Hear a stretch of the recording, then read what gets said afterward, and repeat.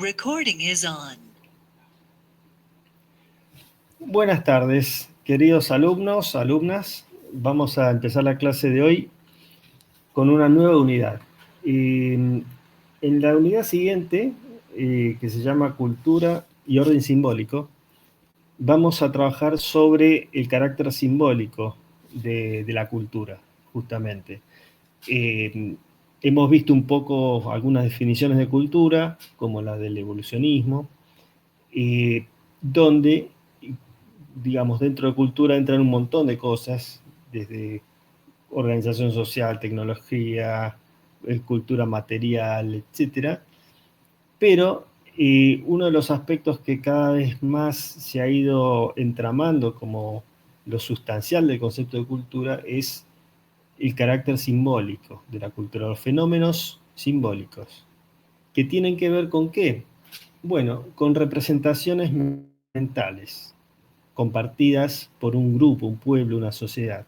Tiene que ver con, no con la realidad tal cual es, sino con la realidad como es imaginada, representada colectivamente por los sujetos. Entonces, en esta cuestión vamos a ver cosas como bueno, las representaciones sociales o culturales, las clasificaciones, o sea, cómo justamente esas representaciones de la realidad o del mundo y de la sociedad misma se estructura mediante categorías sociales, o que son formas de clasificar esa realidad en pedacitos, por así decirlo, en distintos elementos para poder imaginarla o pensarla.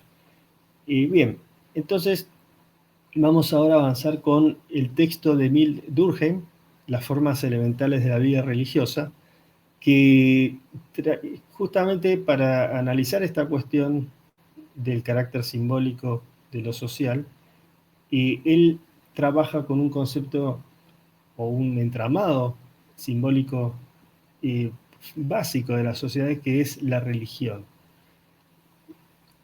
Bueno, acá estamos entonces con algunas de las obras de Durkheim. Y antes de eso, termino completando que la religión, digamos, cuando él habla de religión, ahora vamos a ver, y lo está pensando en un sentido muy amplio, ¿no? No está basándose en un tipo de religiones, por ejemplo, las monoteístas, sino en todo fenómeno religioso. Bueno, las obras de Durkheim, acá ven algunas de las más conocidas de él, y que no nos vamos a detener, pero bueno, la división del trabajo social, el método sociológico.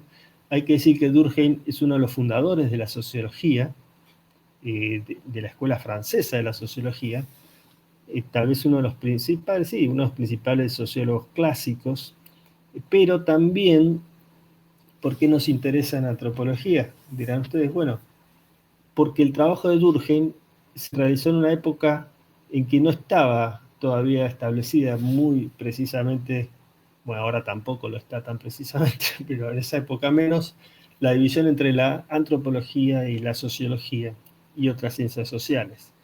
Entonces, mucho de lo que él trabajaba, y como sociología, después lo siguió trabajando en la antropología. Y él utiliza en muchos de sus trabajos, especialmente en este,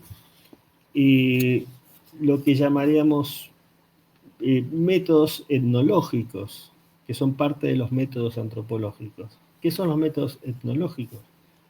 Básicamente es comparar entre sí culturas muy diferentes, o, como él usa el término, sociedades muy diferentes, de distintos continentes, de distintas épocas, sociedades que son diferentes por su cultura diferente. Entonces, esto va a ser básico en este libro de Durkheim, como vamos a ver en la siguiente filmina, ¿no? O proyección. Bueno, no era esto lo que íbamos a ver, pero aprovecho, después seguimos con lo otro. Estos son, para tener una mínima idea, las ramificaciones o los herederos en distintas épocas de la tradición durkheimiana, de la sociología de Durkheim. herederos que algunos son sociólogos y otros no. Entonces, tenemos, por ejemplo, el de abajo a la izquierda, el señor de barbita, es Marcel Mauss. Él fue uno de los fundadores de la antropología francesa, justamente, y era discípulo y ayudante de Durkheim. En muchas de sus obras, de sus investigaciones, Marcel Mauss hizo el trabajo etnológico que mencionábamos antes, de recabar datos de distintas culturas sobre un mismo fenómeno para compararlo. En este libro lo hizo, el que recoge información sobre las religiones australianas, sobre todo, y otras religiones que se comentan en el libro, fue Marcel Mauss. Termino aclarando que nosotros estamos dando una introducción a ese libro, no estamos dando el libro entero, sino el capítulo introductorio. Bueno, después tenemos arriba a Jacques Lacan, que es un famoso psicoanalista, que también puede considerarse heredero, no inmediato, pero inmediato, de la tradición durkheimiana.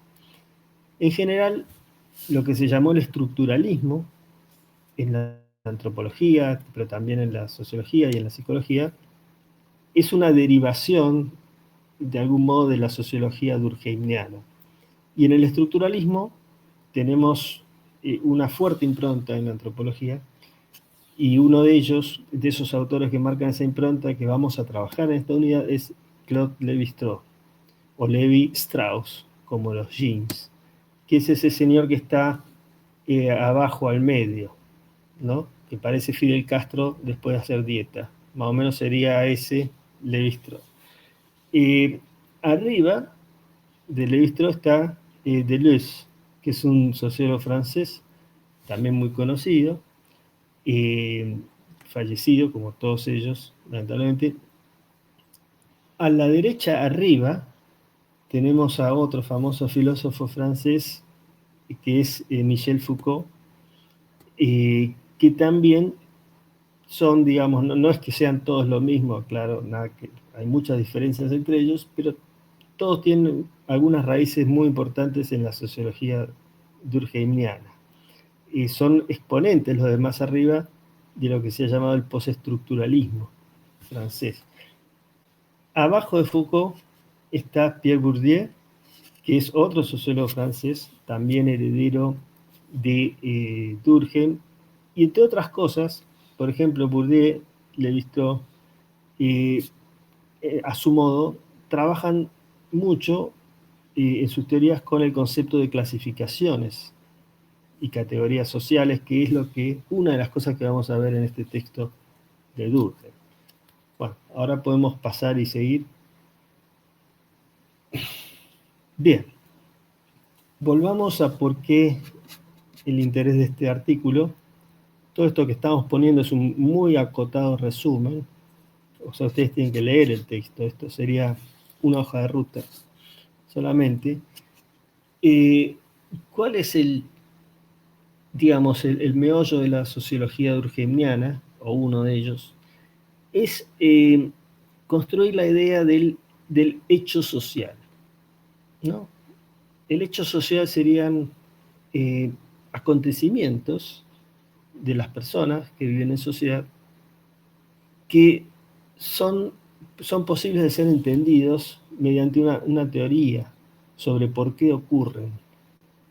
Son posibles de ser entendidos mediante una teoría que desentrañe las leyes científicas que guían ese hecho social, o sea, que hacen que algo acontezca socialmente.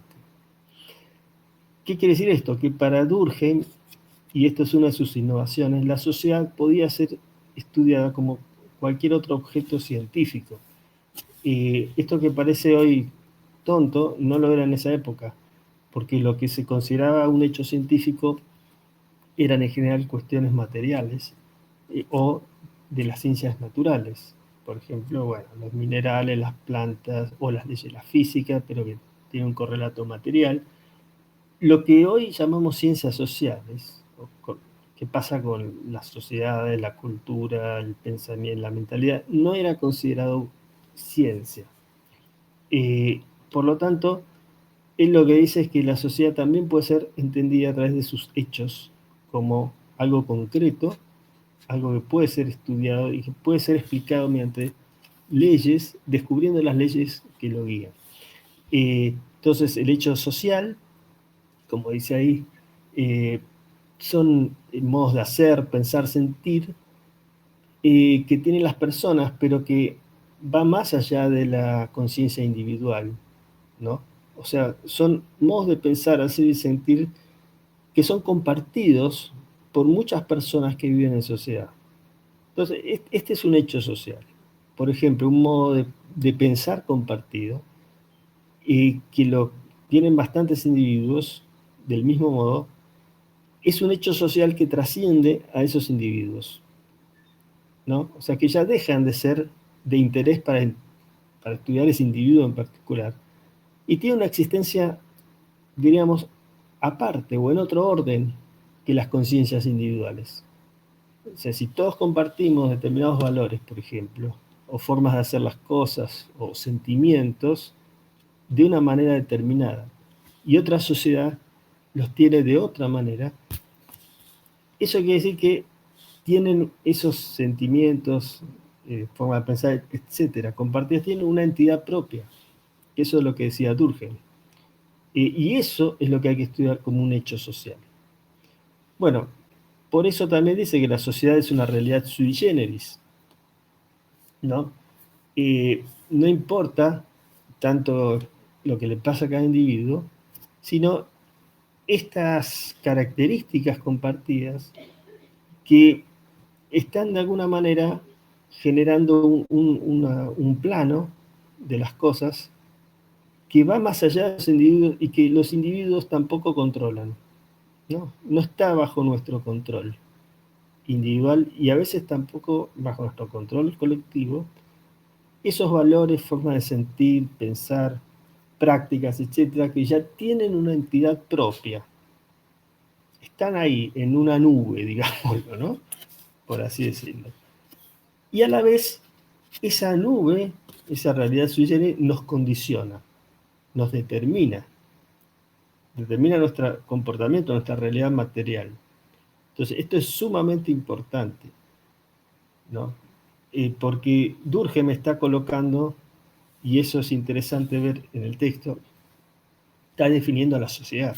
O sea, todo este texto es para ver cómo él define la sociedad también. La está definiendo como una cosa que tiene una vida propia, de alguna manera. No la está definiendo como el conjunto de las personas solamente, o como las normas, o como sus realizaciones materiales, sino como todo ese entramado de valores, normas, formas de conducta, etcétera, que está en otro plano y que está articulado, ¿no? Como una especie, él lo llamaba conciencia colectiva, está más allá de nosotros. Bueno, entonces, los hechos sociales deben ser estudiados como cosas, dice, desechando prenociones. ¿Qué son las prenociones? Bueno, los prejuicios que tenemos, incluso religiosos, sobre lo que es la sociedad, que está teñido siempre esa manera en que vemos la sociedad y las cosas, está teñida por un montón de determinantes emocionales, ideológicos, etcétera. Y es lo que dice, bueno, no, los hechos sociales tienen que ser estudiados científicamente, no solamente decir, estos son unos hijos de puta porque hacen esto y piensan lo otro, o estos tienen esas costumbres inentendibles, o sea, no. Si están, dice Durkheim, si eso pasa, es porque hay algo que lo explica. Son hechos sociales, tienen que ser estudiados científicamente, no ponernos a juzgarlos de nuestros prejuicios o prenociones.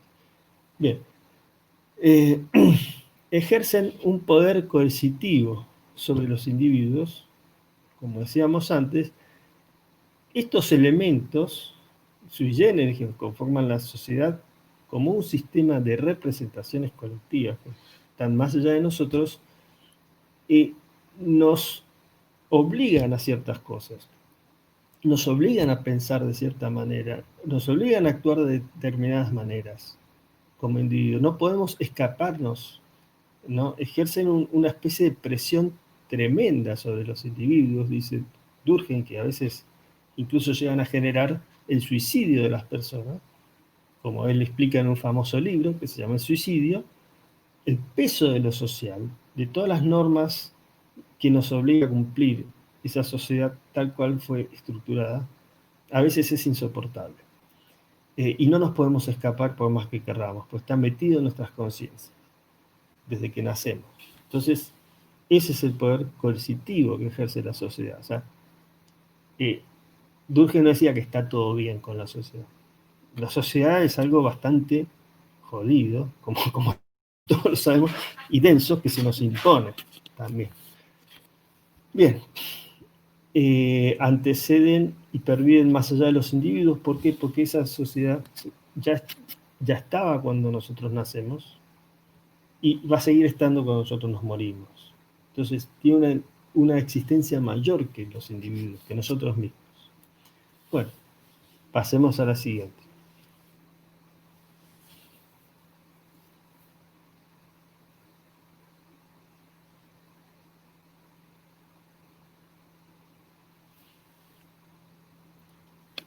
Esto sí.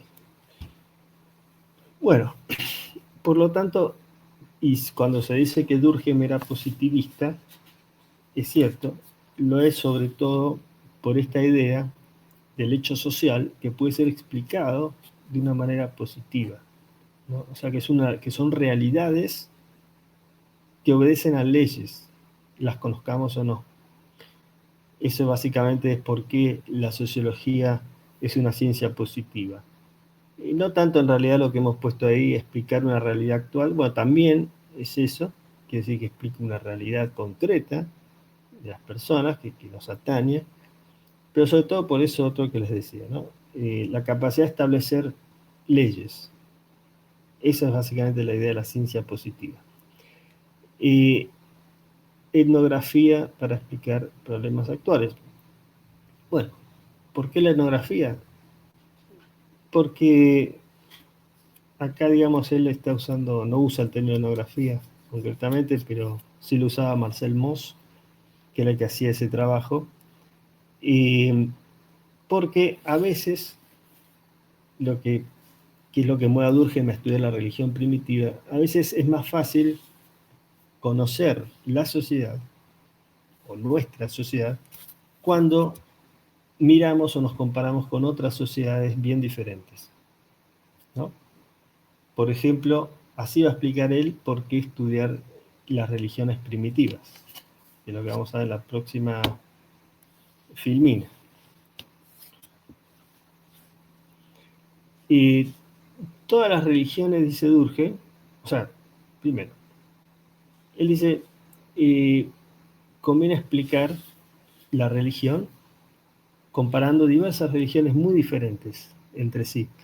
¿Por qué? Porque si no corremos el riesgo de creernos nuestra religión o nuestro sentimiento religioso o los fenómenos religiosos de nuestra sociedad, creernos que son naturales, o sea, o directamente no verlos como lo que Durkheim le interesa, que es no ver a la religión como hecho social, sino tener nuestro dogma, nuestra creencia, a la cual no las podemos analizar científicamente.